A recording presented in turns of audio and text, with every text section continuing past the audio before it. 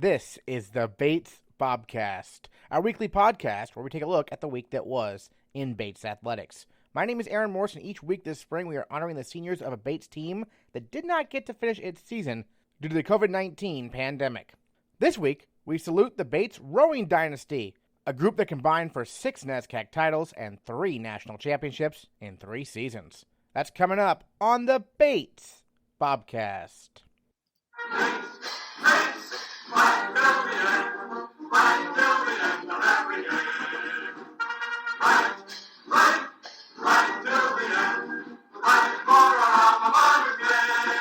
The Bates men's rowing team made history in 2018, competing against the biggest rowing schools in the United States at the IRA National Championship Regatta. Senior captain Max Milavetz and senior coxswain Holland Doyle were sophomores that year. The two graduate along with their fellow men's rowing seniors, having won 3 NESCAC titles. And today, they join the Bobcast. Holly, let's start with you. Take us back when you were in high school. What made Bates the place for you? And also tell us a little bit about how you became a coxswain in the first place.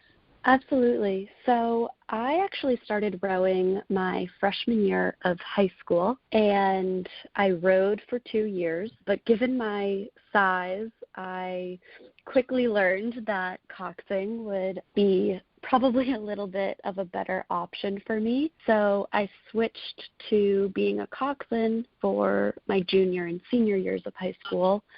And I think that is probably one of the biggest things that has made me a successful coxswain. You know, the fact that I rowed for 2 years before coxing just really gave me a good view and perspective into what the rowers are physically going through and mentally. So my senior year of high school, I knew I wanted to go to Bates, but I didn't know if I wanted to row in college yet or not. Bates was my dream school. I applied early decision, put all my eggs in that basket, so to speak. So all I wanted was to go to Bates. And then once I got in, I floated the idea, should I row? Should I continue to cox at Bates? And I ended up giving it a shot freshman year, walking onto the team. And Coach Steenstra didn't have any room for me on the women's side, so he offered me a position on the men's side, and I guess since then it's all gone well. Max, I'm curious, being from Utah, what led you to Maine to Bates for college? Yeah, well, thank you for having me on there, and it's good to be here. I'd say a string of coincidences led me to Bates. I just being from Salt Lake City, I didn't really know what the schools out east were like, obviously, apart from some of the larger ones. Certainly I had no idea what the NESCAC division was. So how I ended up at Bates was kind of a mixture of a little bit of research around some colleges, a little bit of enthusiasm for small classes, and I guess some sort of a passion for rowing, something like that. But I enjoy it. I'm happy to be at Bates. It's been an absolute pleasure being there. Coming from Utah, we really didn't have much infrastructure for rowing, it being a desert and all. So my small club team ended up training out of an industrial scrapyard mostly. So to just be in the main atmosphere and see the river and see all of the facilities that Bates has was just a remarkable change. You mentioned the passion for rowing and not being that much infrastructure in Utah for it. So how did that passion first start when it probably isn't a big deal typically around there as it may be in other parts of the country? I think they actually go hand in hand in that the fact that there wasn't any sort of recognition for rowing as a sport in Salt Lake City led those who enjoyed it to really enjoy it for the right reasons, which in my mind are the work itself, the feeling of trying one's best, and a passion to improve. I think those values generally helped me at Bates in other ways as well. Holly, what made Bates your dream school? You touched on that. It's kind of like a quintessential Cinderella college search story, so to speak. But, I truly walked onto Bates campus for the first time when I visited and just fell in love with it. And, the thing that I was looking for most was just a sense of nice, genuine, and humble people. And I found that at Bates, and that really came across when I was visiting Bates and, made me want to apply early decision. And I came from a small high school and had pretty good relationships with my teachers. So I knew that I wanted to continue those relationships with professors at the college level, and Bates, definitely presented that opportunity for me. And then your sophomore year as a Coxswain, you find yourself at the IRA National Championship. That experience obviously most memorable probably for all the Bates seniors and those who graduated recently as well. But what was it like for you? IRAs was incredible, and it was an experience that I, along with my teammates, will truly never forget that year. And I'm sure Max can attest to this, but I still sometimes get the chills thinking about it. And I think being on such a national stage like that, where men's Division III teams don't always get that opportunity, especially from the NESCAC, was truly special and probably one of the highlights that I'll take away from my Bates rowing experience. How about for you, Max? What was that like for you?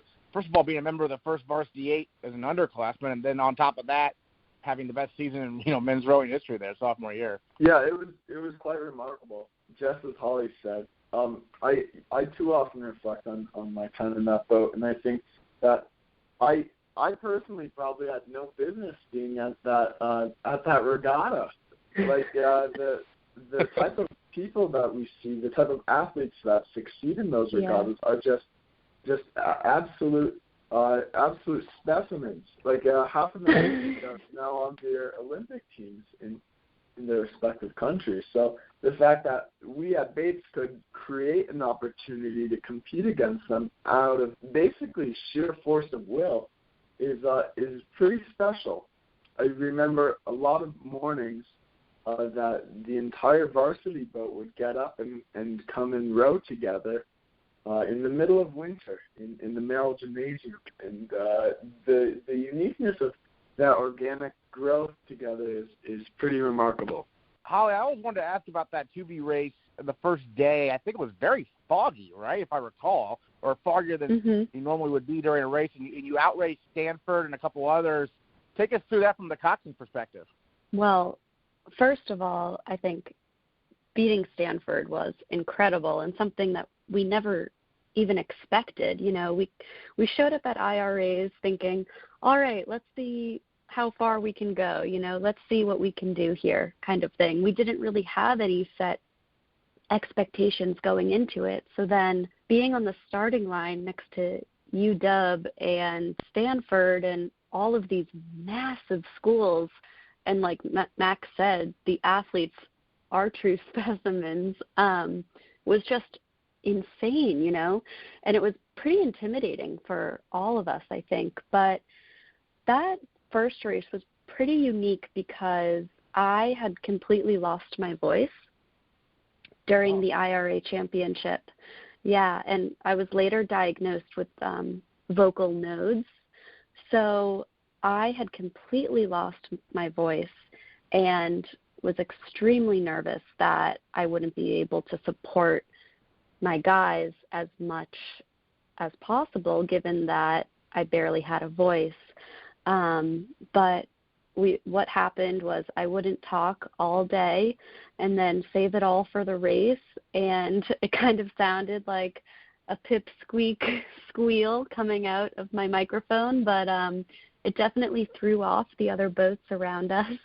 And so that stands out to me for that race. But I think the fact that I could barely be heard and yet that 2V boat was still able to accomplish so much and beat Stanford in that race just speaks to, the dynamic that boat possessed and how truly special it was that we all wanted one thing and wouldn't stop at anything to get it.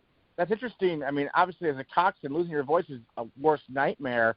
I mean, there was an alternate coxswain there. I remember Aiden Temperino was there, but, I mean, no one's going to take you out of that boat, I'm sure, right?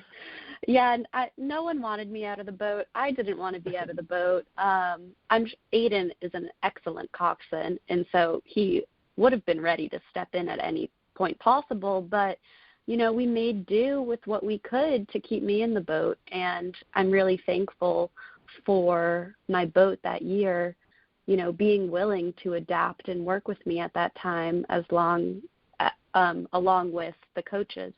Max, give me a sense of when you first got to Bates and over your career, the training regimen here, because you touched on the fact that, during the dead of winter you go and row in Merrill Gym and stuff like that. What, for those coming into the rowing program, what does it take to really maximize your success? Well, I think there's a small distinction to be made between the experience itself and the success, because one can have an amazing experience without necessarily being successful in terms of medals collected or races won. And for that, the team takes on a different shape. But I guess from what I've learned, it's pretty simple how to do well on the team, how to do well in collegiate rowing, and that's to just try. I mean, it's thankfully rowing's unique in that it's not an immense skill-based sport. There's only one thing to learn, which is getting the blade in and out of the water in the rowing stroke, and the rest is pretty tenacious, boring work. And when I say work, it's mostly rowing on a rowing machine, building fitness in the weight room, or running outside. So most of the work can be done either individually or in a group setting. But if I had come in the Bates with probably a different outlook on work itself or the physicality of rowing, my experience probably would have been different. I'm very thankful that I came in with such a positive outlook, and I hope I could have imparted that on the team this year. Yeah, obviously it was, unfortunately, an abbreviated season this year. But, Holly, I mean, you did get to, Cox there, I believe, right at the head of the Charles. How does that compare to, your regattas in the spring? Obviously, it's very different from your perspective, having to steer and whatnot, right? Absolutely. The Charles is an amazing experience that I hope every rower and every coxswain gets to experience at some point in their lives. It's very exciting, but it's also very stressful, I think, from the coxswain's perspective. However, it's an extreme honor to cox the Charles. You're on an incredible stage with teams from other countries and all different ages of athletes. So it's amazing, but like I said, it is pretty stressful and takes a lot of preparation from the coxswain's standpoint. So thankfully I had coxed the race my sophomore year with Max actually stroking that year. And so I had some experience from that race, but, I still had to prepare just like any other coxswain would and, really study the course and figure out when to turn when and when to call pressure on one side and really try to be prepared for the absolute unknown, because that's kind of what the Charles is. And I also took a ride on a launch boat of the course prior to the race, which helped a lot as well. And Max, from a rower's perspective, the coxswain in a race like that, always an important role, but what are you listening to? How are you working with the coxswain at the Charles, and then maybe also compare that to how you work with them in the spring? To run a successful course down the head of the Charles, there needs to be total trust in the coxswain's ability, which Holly absolutely did this fall. It was a wonderful experience. for the rowers, because obviously there are some twists and turns in the Charles River down the race course, one has to totally trust that the coxswain will call the right call at the right moment. And that doesn't necessarily happen all the time in the spring when the course is just a straight line and one can imagine pretty well where one is. In the Charles also, there's a lot more commotion around than in the spring race. The majority of spring racing we do are duels, which is two boats side to side, with the exception of the final two races we compete in. However, at the Charles, there are about 50 boats in the race, started maybe 30 seconds after each other, and then there are another 50 boats on the other side of the river paddling up to their starting point. So it's a lot more commotion and a lot more distraction, which means the coxswain is that much more important. Holly, I was curious about kind of the dynamic here with the men's team. Sort of, obviously the NESCAC titles are great, but I've talked with many men's rowers and coxswains said that the NESCAC title, don't want to sound arrogant, but it's kind of a given some years in terms of you have higher expectations, right? What's it like entering and things at NIRCs with Hobart and then kind of having that underdog mentality? Because I feel like some people look at Bates rowing in general and say, oh, that's a powerhouse. But for the men's team, I feel like there is that underdog mentality because of some of the bigger schools that are out there, right? Right. Yeah, I would agree. And I actually think that the underdog mentality is something that's very important for our team to have and to continue to have, because I think it puts us in our place, so to speak. It doesn't make us get too arrogant or have false expectations or hopes. I think that underdog mentality keeps us grounded, and that's what we had my sophomore year, the 2018 season. We had that underdog mentality, but we were extremely driven. So I think when you're going into NIRCs, I go into every race hoping for the best, whether that's a medal, whether that's a certain place, that's one thing, but I go into every race with the goal to support my 8 rowers in the boat as best as I can and as best as they need me to. So I don't think that mentality changes even when you're on a larger stage, going for a certain title. It's extremely important to stay grounded and humble in the successes we've had, but also the successes that we hope to have in the future as well. I'd be remiss without saying that, both of you, Max and Holly, are Senior Scholar Award recipients. So that means, 4 years versus 4 at 3.5 GPA or above, during your time at Bates. Max, from that perspective, rowing does take a lot of time, a lot of early mornings, although you wanted this interview at 7 a.m. in Salt Lake, so I guess you're used to that, no problem. But what was it like, balancing all those things in terms of the training plus the academics? Oh, it was absolutely fine for me. I had very little trouble. I think rowing works so well with academics in that they're both grounded on the same ideas, that the smarter you work and the better you manage your time, the better you'll likely do. And for me, that always means taking advantage of the earlier times I'm up in the day. For example, we'd have a practice from around 5:45 until 7:30, and that would let me get to the library at 8:15, which I likely would not normally do had I not been up that early. So I at least had a great experience with rowing in academics. It in no way inhibited me, and in every way it helped me. Great. Holly, how about for you? I would definitely echo what Max said there. I will say it was a bit of an adjustment at first. I think particularly what was challenging for me is that we would get back from the boathouse, back on campus around 7:30, somewhere between 7 and 7:30 maybe, and then, we all have to shower and eat dinner. So by the time you're walking into the library, it's 8:30 at night, and unlike Max, I'd rather sleep in the mornings and take a few naps throughout the day. So I was more up at night in the library. But one of the things I'll never forget about working in the library is, I was almost always working with another member of my team.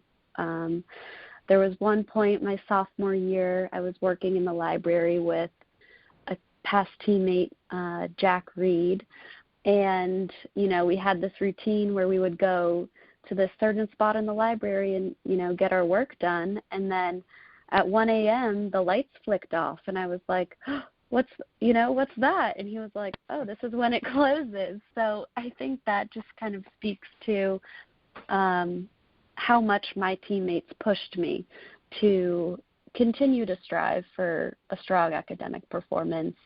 But I'm also really grateful that I studied something that I was really interested in, because then it, doing readings and studying didn't feel like too much of work. It was just kind of a continuation of an interest. So I'm also very thankful for that.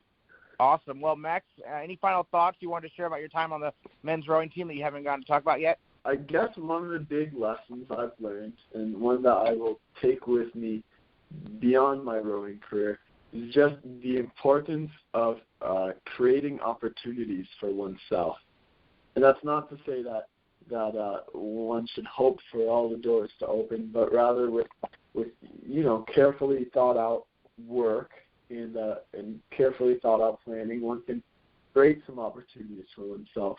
I think my sophomore year of 2018 is a good embodiment of that, where we worked hard to create an opportunity to succeed in rowing.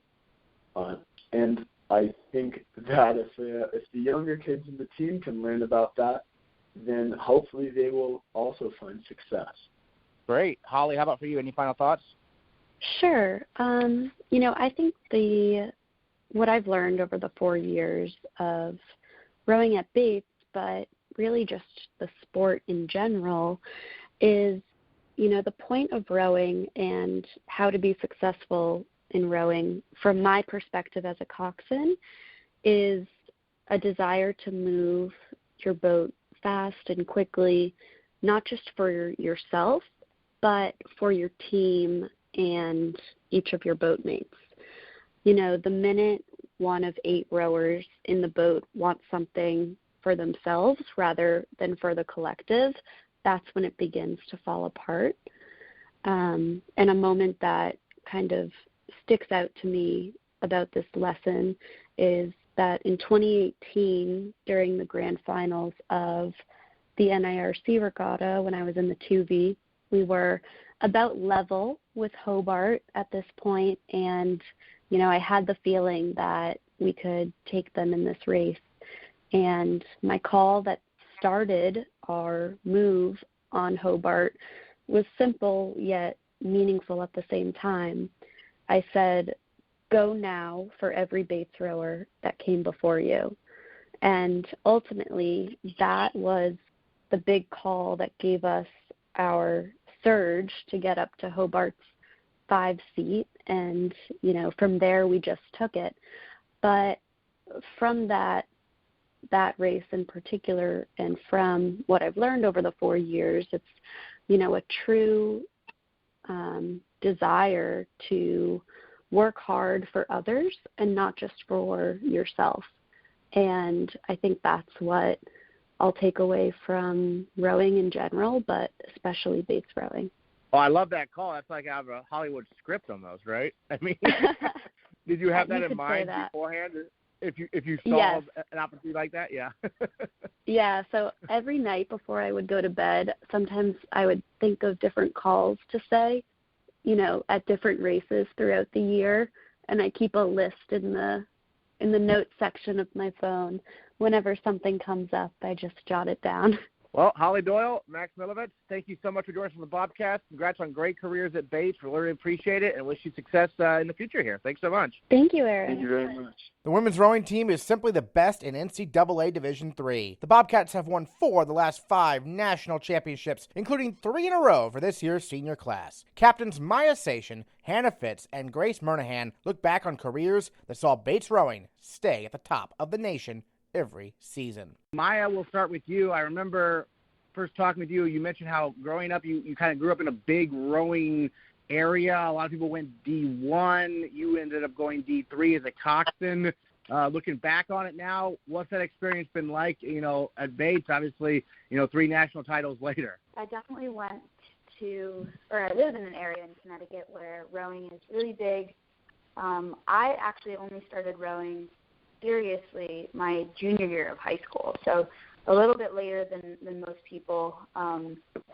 And it was something that as soon as I started, I just fell in love with. And at this point, I couldn't possibly imagine having gone to a D1 school. I think my rowing experience is so unique at Bates, and it's something where, I was very much able to balance the student and athlete experience. And I think a lot of the clubs and extracurriculars that I chose to pursue are so unique to being a D3 athlete. And of course, I mean, it doesn't get better than the Bates women's rowing team or the Bates rowing team in general. So it's been such an awesome experience, and I'm so thankful for it. And Hannah, how about for you? What ended up leading you here originally from Rhode Island, and you rowed in high school, there for a rowing club, and you were on the 1B basically from day one. What was that experience like? Yeah, I think hands down Bates is the best decision of my life, especially the Bates rowing team.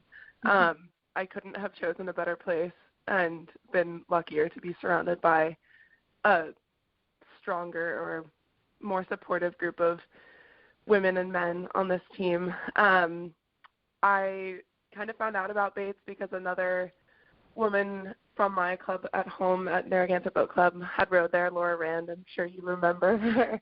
And so I visited her at Bates, and I remember Coach sitting me down during the visit and asking me about the other schools I was applying to, and he said, you just have to, it comes down to what place you love the most. What place do you find yourself, fitting in the best and being happy surrounded by the people that you see here. And I was like, wow, that was the most honest answer from a coach and the best advice I could have gotten. So I don't know, it was a really easy decision. We got cider donuts on my visit, and everyone was just so friendly and happy and passionate about the team and about Bates as a community. And so it was an easy and definitely the right decision. And Grace, how about for you? Take us back when you were in high school looking for colleges. What made Bates the place for you? Yeah, I think my path is fairly similar to Maya's. I didn't start rowing really seriously until the end of my junior year, really into my senior year of high school. But I learned to row on the Charles, which obviously is a big rowing hub, at least for the Northeast. And so I was coming out of a big club where a lot of people were looking at Ivies and large Division I programs. And I less so came away with I came away with the feeling that I wasn't necessarily going to be a collegiate rower. But I came and visited Bates and wrote down on the admissions form that I was potentially interested in rowing. And Coach Doolittle, who was the assistant coach at the time, ended up reaching out to me and emailing me, and kind of late in the year setting up a visit. And once I, met people on the team and saw the campus, again, it really set in my mind that this is a place I wanted to be. And I'm so happy to have fallen into, such a phenomenal group of people and such a phenomenal program. Excellent. Maya, this year you were one of the senior class presidents. What was that experience like?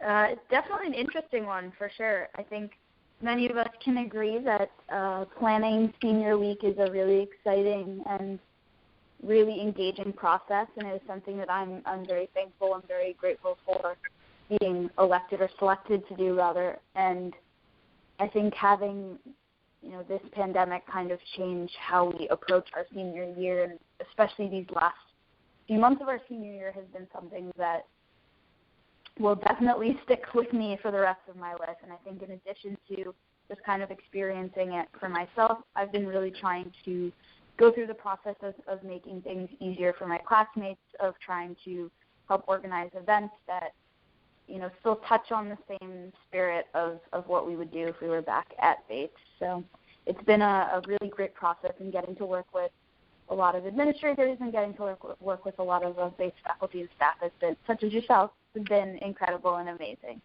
Hannah, I'm curious something about you. I mean, there's a lot of people who are enthusiastic out there, but Hannah, I feel like you're one of the more enthusiastic people I've ever come across. Where does that come from, Hannah? Honestly, it comes from the people around me. I know that sounds like a cheesy answer, but it's really, honestly, all of this is going to sound cheesy, but I mean it. Like, I've always had a zest for life, and I've always had a lot of energy, so that helps. But, I find myself being somewhat dramatic in a lot of situations, and it's really easy for that drama to come out as enthusiasm when, all of the people around me make me really happy and are working really hard and, love and support me. And so I think I've fully found my enthusiastic stride on this team because, what is there not to be enthusiastic about? It's partially who I am and mostly the people around me just, bring out the best in life and the best in me. So, why not jump around and scream about it because I don't know, they're wonderful. Great. Grace, take us back sophomore year. So your first year, the team wins the national championship. Your sophomore year, though, as part of that first varsity 8, the 1v1, the first gold medal in the program's history. Do you remember that being kind of a focus throughout that season, sophomore year? And what was it like when that actually happened? Because obviously the team had won a couple of national titles at that point, but the 1v finally got that gold medal at NCAA's. What do you remember about that? Yeah, that year always really sticks out in my mind when people ask me about some of my, greatest memories on the team. I think that year was definitely special in that we'd won the national title, our freshman year. But in the 1v, we had come second to Williams. And that was a big, that fueled us a lot going into the next year. And it was a lot of the same women in the boat the next year. And so I remember throughout, from the fall, definitely through the winter, it was at least in the back of our minds coming into the spring, it was something that we openly talked about, this is what we want to do, and this is a goal we have collectively. So it was really just a feeling of the culmination of so much work and so much attention kind of coming to fruition. And then, Maya, for you, your first 2 years, Open 4 at NIRCs, third varsity 8 at NIRCs, then junior year last year, you get that chance to cox the second varsity 8 at nationals for the first time. And what was that experience like? What was it like kind of not biding your time, but working, for those 2 years, with some boats kind of down the ladder and working your way up? What was that experience like for you? Yeah, I think Coach does it so perfectly when he emphasizes how much on this team every single seat matters. And the team grows and the team is fast because you have individuals at every level and at all levels pushing each other to be faster. And so I think for me especially, I have taken every single opportunity to be in a boat, whether it's, it is the 4, which I think is an incredible part of the team, and the fact that we can even have a 4 is awesome. But taking every single opportunity that I had to really get better, and I think it is kind of wild that over the course of these 4 years that I have, been able to just improve and improve and improve.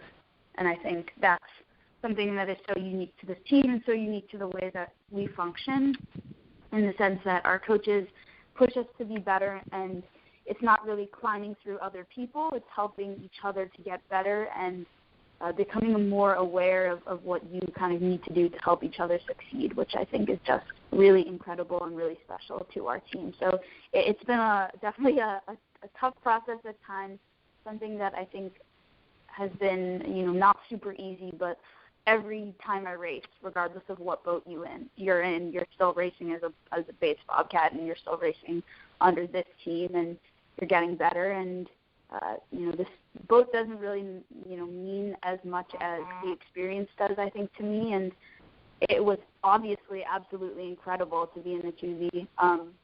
But I think, as we know, it's all boats pushing on each other and pushing up to make the top boats faster. So I'm thankful for every seat that I've raced in. Excellent. Hannah, if you had to choose among all the, NCAAs, the head of the Charles. What was one regatta, one meet, one championship that really stands out to you? You'll remember all of them, in terms of the NCAAs, but maybe one that stands out the most in your opinion. I would have to bring up the one you just asked Murn about, our sophomore year NCAAs. I think that race is honestly one of the races that stands out the most in my 4 years at Bates, just because it was something new, it was something big. Obviously all the titles and frills of NCAAs are exciting, but it was like what Grace said, like the amount of attention that we put into just rowing our best and being one whole boat. I remember fully smiling in the third 500 of that race because like I could just hear it in our coxswain's voice that we had it. We were moving the way we did back at home on the Androscoggin. We were finding our vibe and just being ourselves.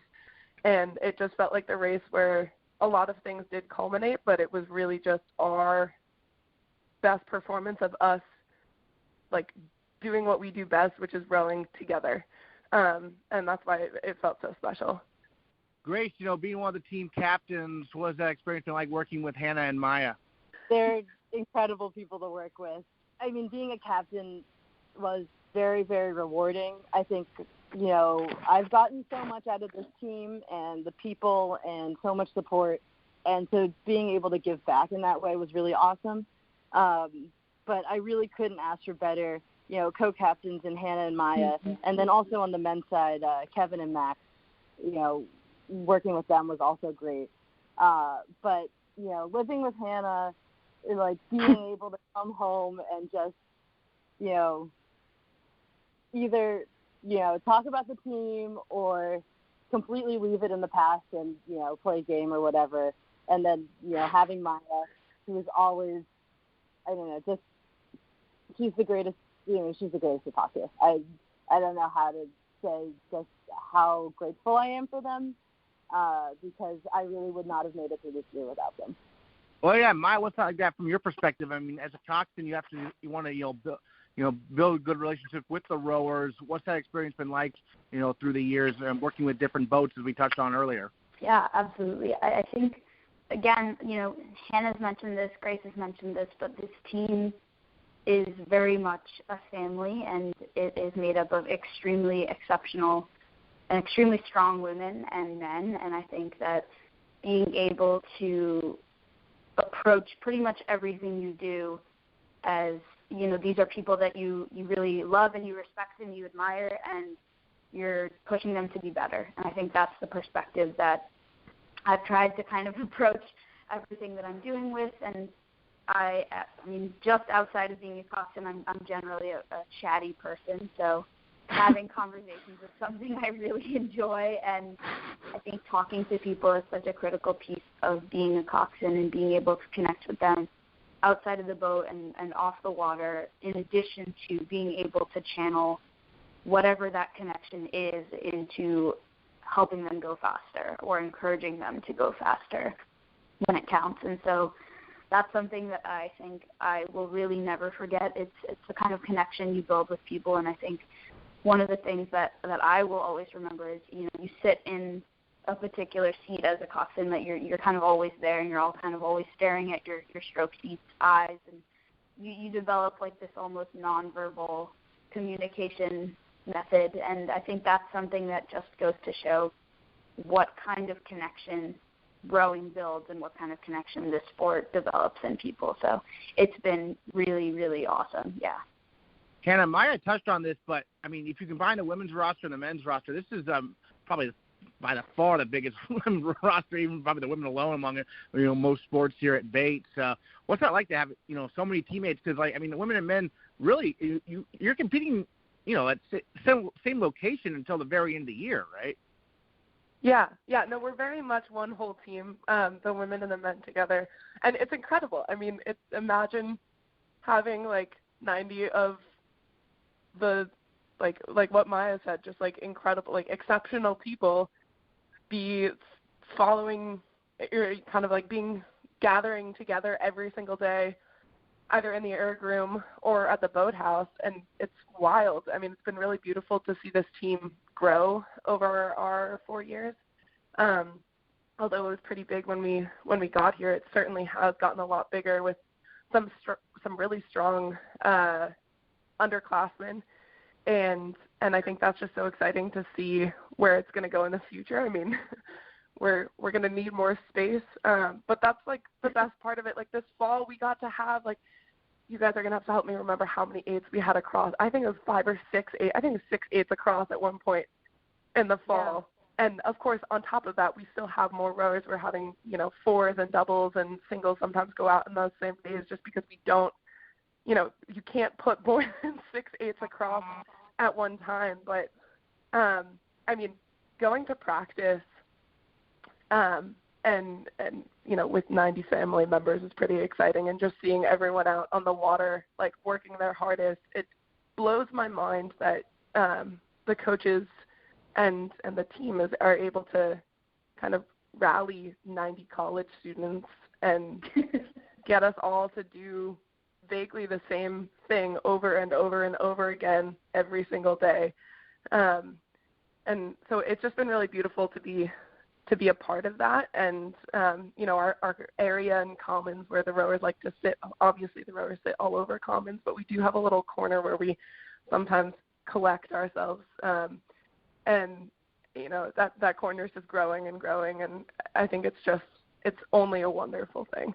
And Grace, you kind of touched on the coaching staff. I mean, obviously Peter Steenstra has been the constant here. I know a couple of different assistants, but what's that dynamic been like working with the coaches? I think, the coaching staff is an incredible support system that we have. As captains, it was really nice to go into them and bounce ideas off of them, and, we'll have, periodic check-ins. But even, before being a captain, either going into coach or talking to Haley, and Mitch is the men's assistant coach, but she just has such an incredible presence that I've also really enjoyed working with her. The three of them, plus Coach Doolittle, who I mentioned before, have all been really important and understanding and just trying to, bring the best, and they always expect the best out of all of us. And it's a great feeling to, rise to the occasion. And then, Maya, this whole senior class for the women's rowers, all of you are senior scholars, 3.5 or above GPA. Emma Wheeler got the Lindholm Scholar athlete as a top GPA among all female student athletes here. What does that say about the women's rowing team, this academic achievement, especially from the senior class here? I think it speaks for itself. I think you might not think it, but we are just an extremely academic class. I think that, it's evident in the fact that people can just get themselves to do work every single day. It's evident in the way they commit to their sport, and I think it's even more clear in the way that they, approach school. I think that, or approach classes. I think that academics are such an important part of our student-athlete experience at Bates, and the coaching staff, especially on our team, emphasizes that, school comes first, academics come first, class comes first, and that's something that has carried through our 4 years. I mean, we have pretty much a huge span of majors in our, little group, and I think even in just this span, it's so clear that everyone is very passionate about what they've studied and put the time in, and just hearing about, people's theses and exhibitions for thesis, and it's just an incredible group of people, and I think we all try and support each other as much as possible. I know I've felt extremely supported in any and all academics, and being able to turn to your classmates and your peers and just kind of get help when you need it, even if you're on the bus to a regatta that's, a couple hours away, is just such a wonderful feeling. And I think, everyone should really be proud, and I'm excited to see what everyone does in the future. Hannah, just going off what Maya just said about academics, what was the key for you in terms of being successful both, on the water and in the classroom? I think it's just consistent hard work every day, just like we do for rowing. You put in meters and you put in attention and focus with the people around you. And we kind of just take the same, like Maya was saying, I think all of us have learned to take the same approach with academics. And I think certainly for me, being on the Bates rowing team has completely made me a better student every day, because I think otherwise I would have way too much energy to sit in a classroom, and also just but much more so, like the amount of, responsibility and diligence and consistent effort every day that is required for being on a team is the same thing that's required for being a successful student. And I very much agree about the thesis support.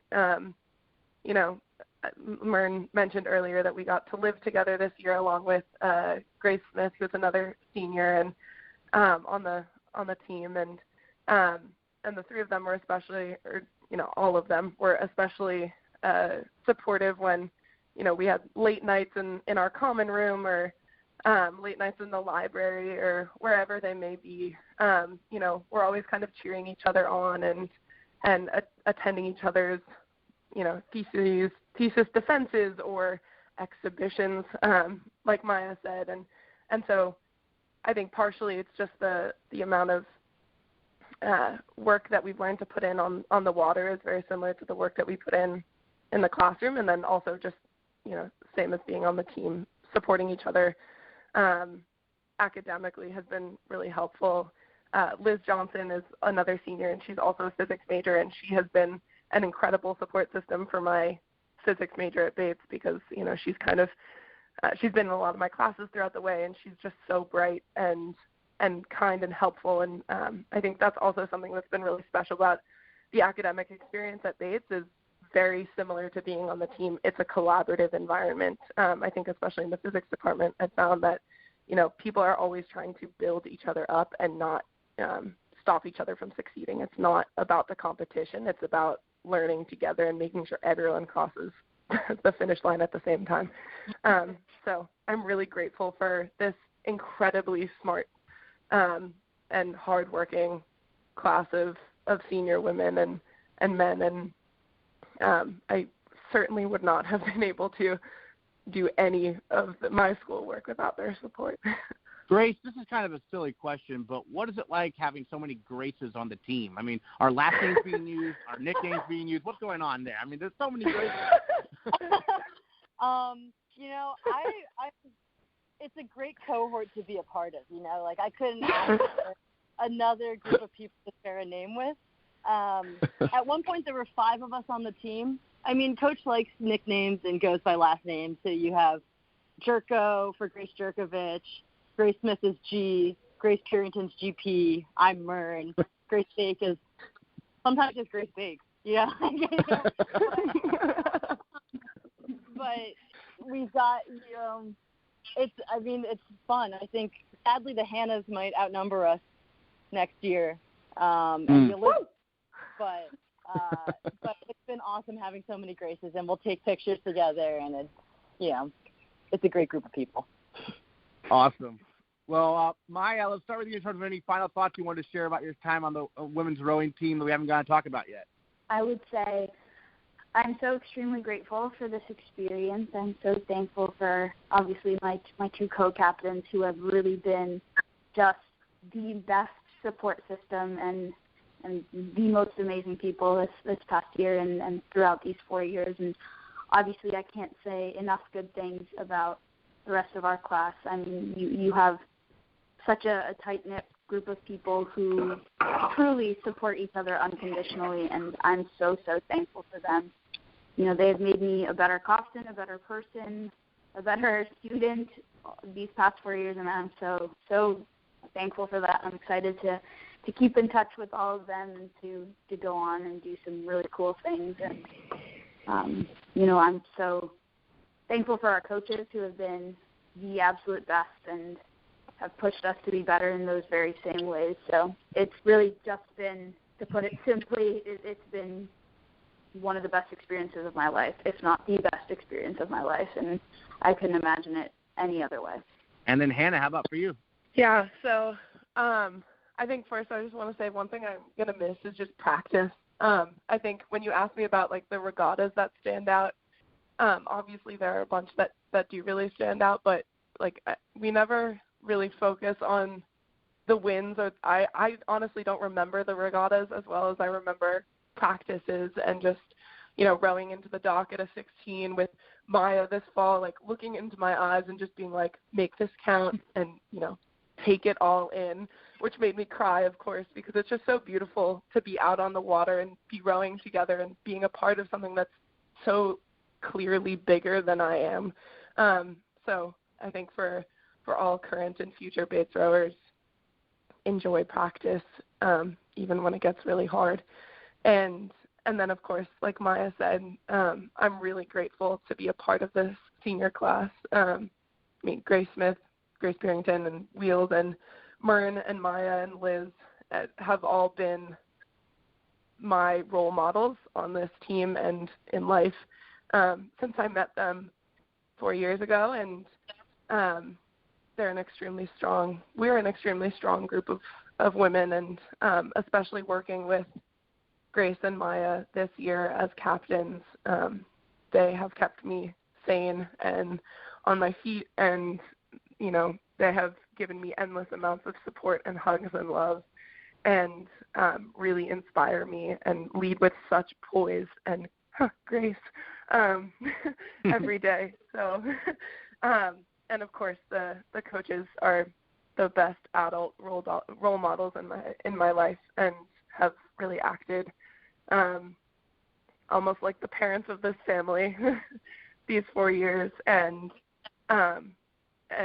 have made me a better person, which is what Coach always says the goal of this team is. And so I'm really grateful for all of them, and I'm also really excited to see where the team goes. The alums have been really good about reaching out to us and making us feel included in that community already, even though graduation is this Sunday. So I'm so excited to watch everyone thrive. They've already elected new captains for next year, and they're already doing a better job. They're incredible if they got this. And so I just feel as much as we will always be there for the team, they don't really need us anymore, which is really a good feeling. Terrific. And Grace, any final thoughts on your end? Yeah, I think, as Hannah said, I fully believe that I've become a better person from being involved in this organization. And a lot of that is due from, the incredible leadership from the coaches, as well as all these people who came before us, whether we overlap with them at Bates or not. Every single person on this team leaves some sort of a mark, and I've learned so many things about what it is to be, to really give your all in something, to care for your teammates, to wanting to see other people succeed, all of these things I really owe to the people who have come before, as well as, like both Hannah and Maya said, our class, they really are my best friends, and they've been so important to me and so incredible. But I think, next year, as Hannah said, they're already killing it.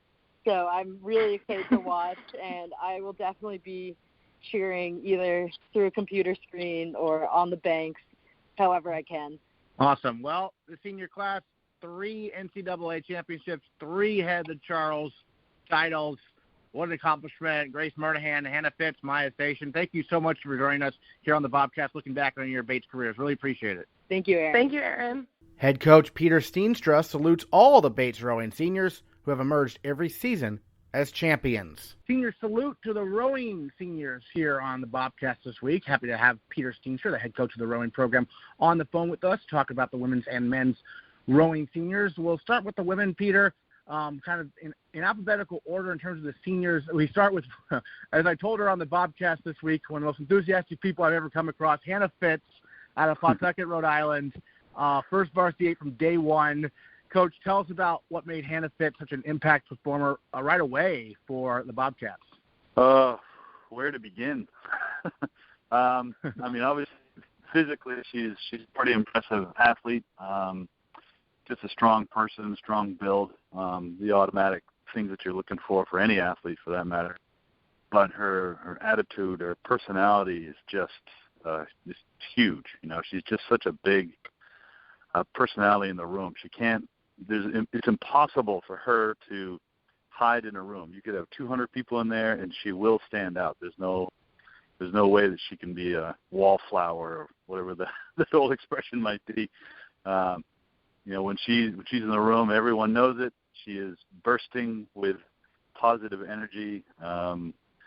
And on top of that, she's an extremely hard-working athlete who wants nothing but the best performance out of herself. And she's, with that boundless energy, she's also out there getting the very best out of her teammates all the time. Great. And then Elizabeth Johnson, a staple kind of in that third varsity 8, got a gold medal as a sophomore at NIRCs, worked her way up to the second varsity 8 this year at the head of the Charles.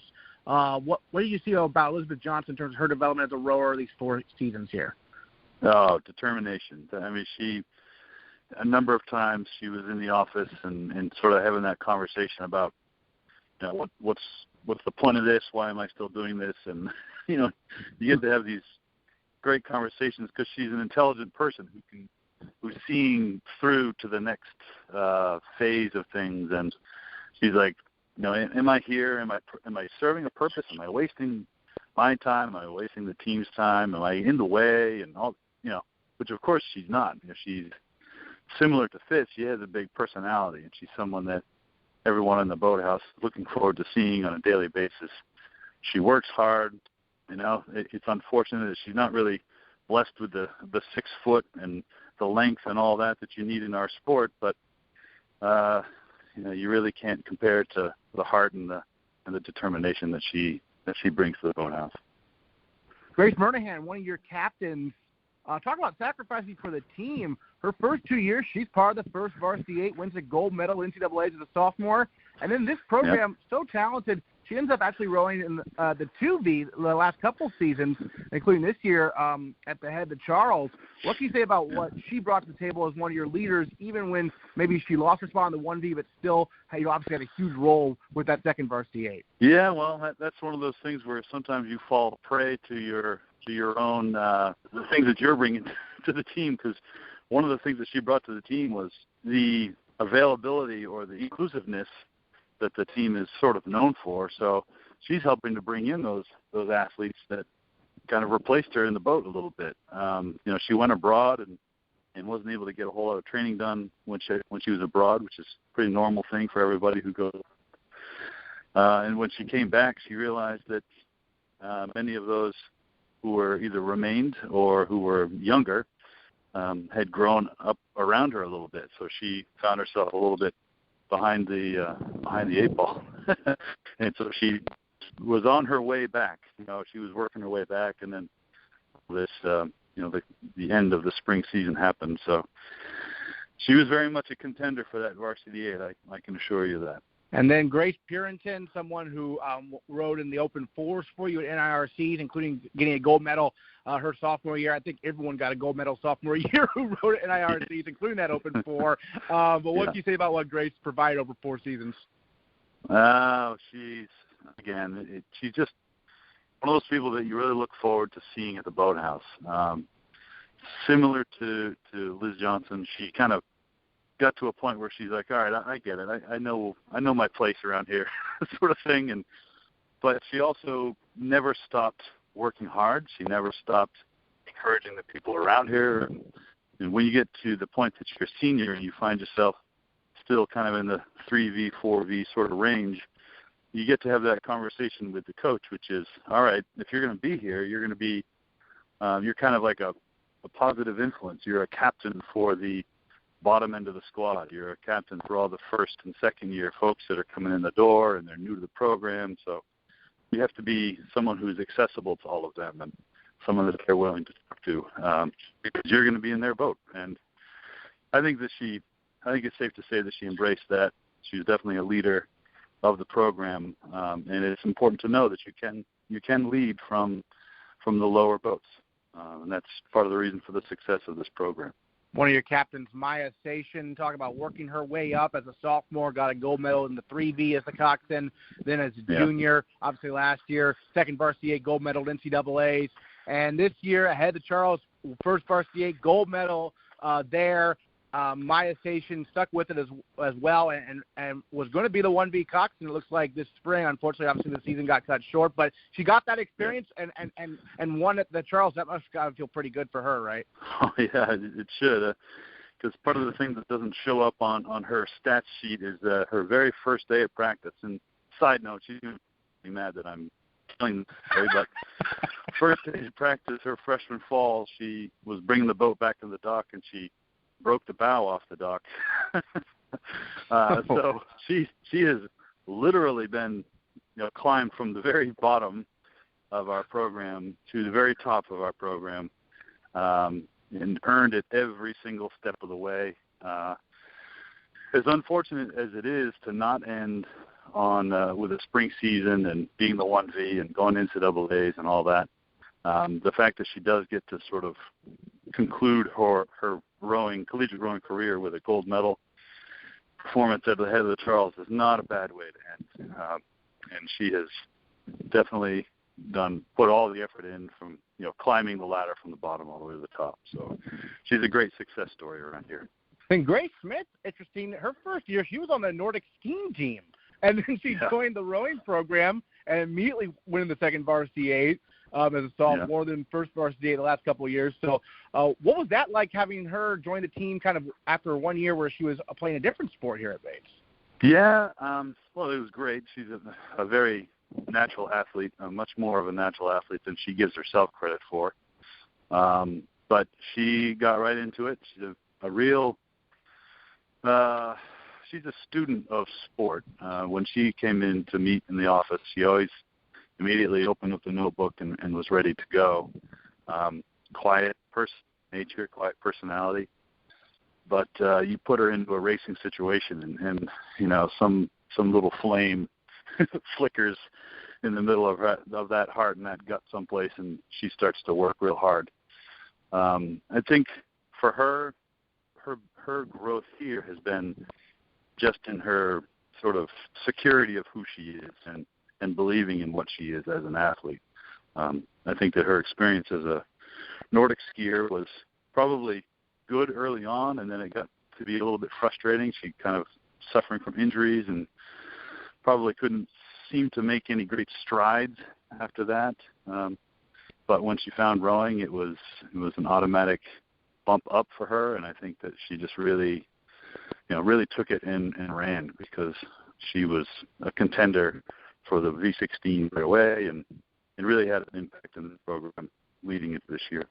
Great. And then Emma Wheeler, spoiler alert, we are going to have more from Coach Steenstra this Friday at the virtual awards ceremony about Emma Wheeler, as she was one of 2 Lindholm scholars this year, top GPA for her among all female varsity athletes. But not only that, first varsity 8 from day one, right, Coach? Oh, yeah. Yeah, and I just don't know. I don't know what I could possibly say about her to adequately describe Wheels. As obviously we call her Wheels. But we love that phrase of pound for pound. One of the strongest athletes I think I've ever had. She's blessed with length, which is, a great natural ability to have in our sport. You want to have length for that leverage, but on top of it, she's just physically incredibly strong and doesn't weigh a whole lot naturally, but the strength that she has comes from some ancient Norwegian lake, I'm pretty sure. But she's a very impressive athlete. And on top of that, just such a strong team member, very concerned about everyone else, making sure that things are going to be fair and honest. And she would come into the office quite a bit, and rarely did we talk about her. She was usually bringing something to my attention. And I think she always had the team, the well-being of the team was forefront in her mind at all times. Excellent. Well, this rowing class for the women, obviously very strong. You look ahead, though, next year, 2021, I think you might even have even more seniors next season. So, what does that say about where the program is at, right now? Even with this class graduating, there's more support along the way, right? Yeah. We're a long way from there. There's no doubt about it. and it is a big class. It's a good class, but depending upon what they do through this involuntary off time that we have now, and then going through the summer, and then a lot is going to, for everybody, whatever happens in the fall is going to determine a lot of things come next spring. I have every bit of confidence that this program will come back as strong, if not stronger, come next year, because it's just the type of people that they all are. They're not going to take anything for granted, especially after this experience with COVID-19 and having their spring season lost. I'm getting lots and lots of emails and phone calls from alums who just, their heart's broken, but they also appreciate the experiences they have that much more, and especially knowing that there's an entire group of athletes here who cannot have 4 years of their sport. And so, they get it. They get it. So looking forward to that group in their senior year and see what they can do. Going over the men's rowing team, 4 seniors, Holly Doyle, Coxswain. We talked to her yesterday here on the Bobcast, and she talked about how, Bates was her dream school, but she didn't necessarily know if she was going to be on the rowing team. And she came in and she said, well, I only have a spot on the men's roster, and she jumped to that opportunity. So what can you say about what she was able to accomplish during her career as a coxswain for the men's team? Yeah. I mean, it's one of the luxuries, I guess, of being the female coxswain within a rowing team is that there is a chance that you kind of get to pick between the two teams, and in some cases the coach is going to say to them, look, I've got 5 or 6 coxswains on this side of the boathouse, and at least 2 people are already not going to be in a boat, and over on this side we're short a couple, so it's up to you. I'm not going to make you do it, but if you're willing to consider this, then I think your opportunities are greater on that side. She did go for it, and it was great. She did well. I can say that sometimes the men's team needs to have, the influence of a female coxswain from time to time. I think that's very helpful, and I think that she did well in that role. Certainly, and then William Langoff, one of your seniors as well. Just like Holly got to compete at the IRA National Regatta as a sophomore, across the board, all the seniors talk about that being such a memorable experience for them, especially since they were underclassmen at the time. But what can you say about William Langoff, who was a 2B guy until this year where he was in that 1B in the fall? Yeah, he was a 2B guy until he made the decision, all right, if I'm going to do this thing, I got to do this thing. So once he fully made the decision that his senior year was just going to have a whole different flavor to it, then he really turned it on over last summer, did a lot of good work, came back in much better shape than he had been before. I dare say that his attitude was pretty steady throughout, but there was a shift. He's always been a very positive person, but there was a shift into a more competitive-minded person when he got here this past fall. So I think he was quite driven. He wanted his senior year to end in a certain way. And again, it's unfortunate, but I think he was well on course for that to happen. Then Maxwell Milavetz, second team all NESCAC as a junior, was team captain this year, obviously competed at IRAs in the first varsity 8 when he was a sophomore, so he was pretty far high up the lineup from an early start here at Bates. But what do you say about him? Coming from Salt Lake City, where he told me, rowing's not that big there, but he always had a passion for it. Yeah. Well, he's been in the varsity 8 all 4 years. He's a stronger athlete than he's going to give himself credit for, that's for sure. He doesn't have a giant personality where he's going to come in and kind of dominate a room. He's a quiet guy, and he tries very hard to get along with everybody. The more he smiles, I figured out, probably the more nervous that he is, because he responds to everything with a big smile. But good, hard-working guy, and he's more than happy to just sit on the sidelines and just work his tail off. When he's going to beat you, he's going to beat you on the water. He's not going to play any mental games with you or any of that sort of thing. Good, hard-working student as well. Really accomplished quite a bit during his time here at Bates. Christopher Novak, another guy who competed at IRAs as a sophomore in that second varsity 8. This year, actually, at the head of Charles was in the the varsity 4, which finished 14th out of 40. Really strong showing there in a 4 boat. When you have a guy who's used to competing in the 8s, go in those 4s, how does that change things? And, how do rowers like, Chris adjust to that? I think he adjusted pretty well. He had a group of first years around him, as well as Aiden Temperino there in the Coxswain seat. So he was put into this position of being the elder within that group. I think he enjoyed that. I think the guys in the boat enjoyed having him. He had a good approach to what he was doing, I think.